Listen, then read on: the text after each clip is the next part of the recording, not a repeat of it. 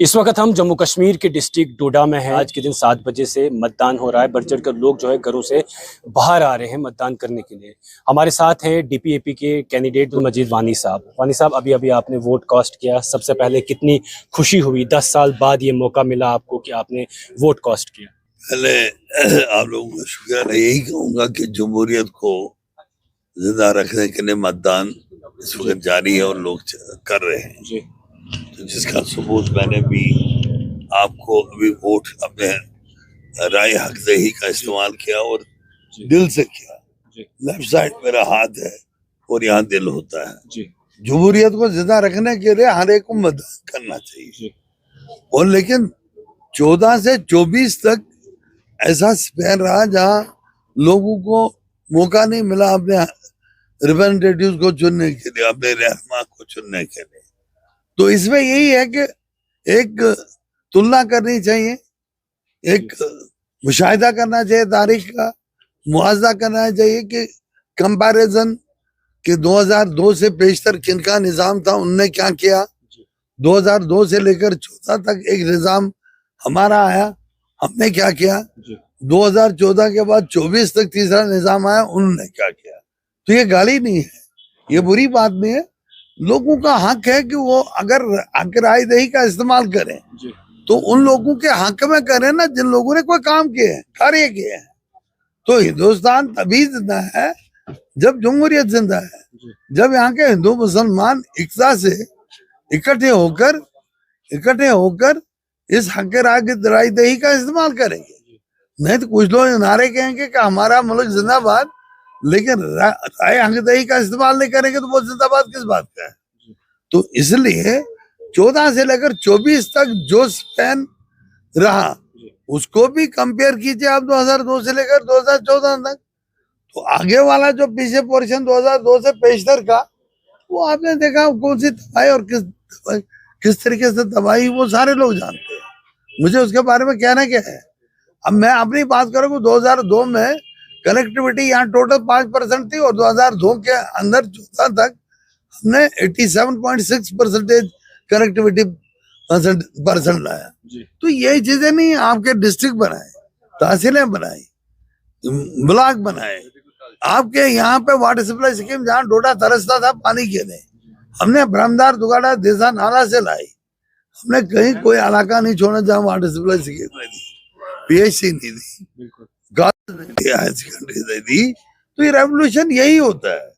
अब करें ना कंपैरिजन। अगर किसी को जरा आज तो वोट जो है आज कंक्लूड होगा शाम तक, वो हमको पता चलेगा इंशाल्लाह हमारे लोग कितने हैं हमारे साथ हैं।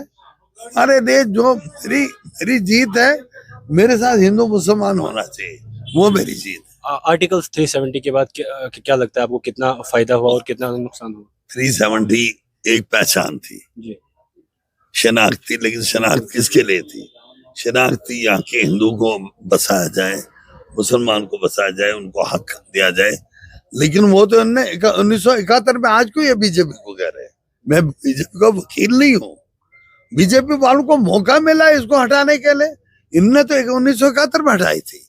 जब आप पढ़िए अखबार एक है जहाँ शेर कश्मीर शेख मोहम्मद अब्दुल्ला साहब ने कहा था ये कोई कुरानी आयात नहीं है जिनको नौजुबिल्लाह तब्दील लग किया जाए, ये तो इसको हटाना जरूरी है।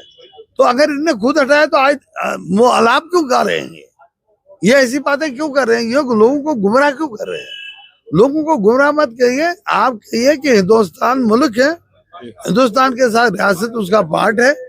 कन्फ्यूजन क्रिएट मत कीजिए। आप हिंदुस्तान में रहकर भी हिंदुस्तान की मुखालफत करेंगे तो फिर कैसे चलेगा देश में? तो आप कैसे बसोगे? रियासत जम्मू कश्मीर जो पार्ट है, पार्सल है हिंदुस्तान का, मुल्क का, उसमें आप क्या 370 का लाभ गा रहे हो? 370 को आप लोगों ने खत्म किया। 370 इसलिए था, हम 370 को इसलिए कहते हैं कि यहाँ पे नौकरी किसी को नहीं मिले, बाहर वाले को। यहाँ की जमीनों का बुरा हाल ना हो कि लोग आकर इन जमीनों पे कोई ऐसी इंडस्ट्रीज लगाएं जो हमारे लोकल के पास नहीं रहे। तो उसके लिए हम कह रहे थे उस वक्त। आज भी हमारा कायद गुलाम नबी आजाद साहब इस बारे में एक जामिया प्रोग्राम बना रहे हैं। जामिया प्रोग्राम है जो हम सब हिंदू मुसलमानों के लिए जरूरी है। यहाँ रहने वाली में हिंदू, मुसलमान, सिख, ईसाई, पारसी, वो बेहतरीन तरीके से रह रहे हैं। उनके बीच में दरार डालने वाले, शिकाफ डालने वाले लोग जो हैं, वो सियासी लोग फायदा उठाना चाहते हैं, नहीं मिलेगा। आप लिख लो, आज विश्वास है तो एक हिंदू का, एक मुसलमान का, एक सिख का विश्वास अगर है सेकुलर आदमी पे, वो अल्लाह ताला के फजल पर जीतवानी है। आप देखते जाएंगे 18 को आज वोटिंग हो रही है, 8 को रिजल्ट है, आपको खुद ब खुद पता चलेगा। डीपीएपी अपने मुकाबले में किसको समझ रही है? यहाँ हमारा मुकाबला किसके साथ? हमारा मुकाबला बीजेपी के साथ। बीजेपी एक जमात है, सेंटर से लेकर यहाँ तक हमारा मुकाबला बीजेपी के साथ। हमारा मुकाबला किसी और के साथ तो है नहीं, वो कहीं गिनती में नहीं आते हैं। 5, 6 नंबर, 7 नंबर पे। तो बीजेपी में भी तो ये चीज है क्या, वो अगर हमारे किसी जगह हिंदू बरादरी को गुमराह करने की कोशिश करेंगे, लेकिन हिंदू बरादरी अब इतनी आम तो है नहीं, उनका भी एक सोचने का एक तरीका, वो भी अपने तरीके से वोट हमको करेंगे। हम अगर आज की डेट में इनको छुरा क्यों नजर आ रहा है पानी में, ये रात को बोखलाहट के शिकार क्यों हुए हैं? तो रात को कहीं वो मुझे नहीं लगता वो कभी लीडरशिप के काबिल है, जिनको कॉल और फेर का तजाद है, जिनको बोलना चाल है, ना अकल है, ना रफ्तार है, वही कहेंगे कि ऐसी बातें वो करेंगे। कंफ्यूजन क्रिएट करने के लिए इन्होंने तो तबाही, मुल्क की तबाही इनने की, रियासत की तबाही इनने की। जब भी सरकार आएगी, अब इनको डर क्यों है? इनको डर क्यों है? हिंदुस्तान में डर क्यों है इनको डर नहीं होना चाहिए था। ये आज अलाप क्यों वो चला रहे हैं कि 370 का, किस चीज का सहारा मांग रहे हो आप? हिंदुस्तान में रहना है, हिंदुस्तानी बात कर रहे हो, तो इसमें क्या अलाप गुंजाइश है आप? ये लोग ये भी कह रहे हैं कि स्टेटहुड का दर्जा जो है हम वापस लेंगे। वो कौन है? वो कौन है देने वाले? ये मरकजी सरकार है, उनने हटाया है। गुलाम नबी आजाद की ताकत होगी, वो वापस लेगा। इनकी ताकत नहीं है। ये पहले आपने इर्द गिर्द देखे, इनके पास ताकत का है? इनके ताकत क्या है? 370 की बात क्या करेंगे? 370 जब पार्लियामेंट में उठाया, इनके लोगों ने वहां वोट दिया 370 के खिलाफ। इन्होंने राज्यसभा में वोट दिया 370 और 35 के खिलाफ। ये क्या बात करेंगे? ये लोगों को गुमराह क्यों करते हैं? ये कंफ्यूजन क्रिएट क्यों करते हैं? हिंदू और मुसलमान के बीच में यही तो कंफ्यूजन क्रिएट करने वाले लोग। सर, जिस तरीके से रात को भी एक रूमर्स फैलाए गए, आपके खिलाफ एक प्रोपेगेंडा चलाया गया, किस तरीके से आप उस चीज को देखते? आप देखो, मैंने आपको पहले कहा कि ये कंफ्यूजन का शिकार है। इनको मालूम है कि इन्हें हारना है, और इनका नंबर 5 में से भी पीछे है। 5 तक और लोग हैं, 6ठा नंबर इनका है। ये करेंगे नहीं तो इनको क्या और क्या बनेगा? ये इसलिए अगर बोखलाहट के शिकार नहीं होते, फिर सड़कों पे आकर ऐसी बातें करते। अगर मैंने कहीं गलत किया, मेरे वर्कर ने गलत किया, उसको पकड़ो, पुलिस के हवाले करो। यहाँ सरकार है, सरकार के अधिकारी हैं, यहाँ पुलिस है, यहाँ सिक्योरिटी फोर्सेस है, यहाँ पूरा नेटवर्क गवर्नमेंट ऑफ इंडिया का और chief election commission of India का एक नेटवर्क है। अगर कोई भी आदमी किसी जगह पे गलत करता है तो उनको पकड़े। आज इन्हीं के लोग तो पकड़े जाते हैं, तो वो नहीं बोलता कोई।